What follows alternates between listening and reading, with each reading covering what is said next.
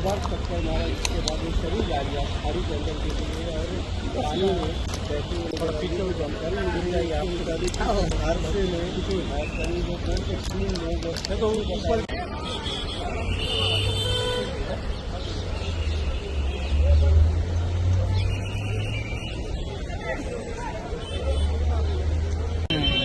जो हुआ है वो देखो, घर वाला तो देखिएगा मीडिया में है आजकल।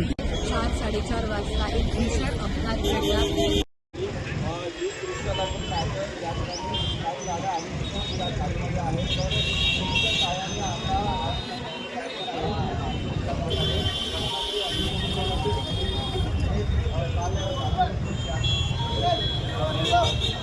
या टँकरवरचा जो ताबा आहे तो सुटला चालकाचा आणि त्यामुळे या बाजूला खाडीच्या बाजूला पार्किंग म्हणून जी उभ्या असतात गाड्या आणि या उभ्या असलेल्या गाड्यांना ही ठोकर पडल्याच्या नंतर काही गाड्या आहेत त्या आता खाडीमध्ये पडलेल्या आहेत, त्यांना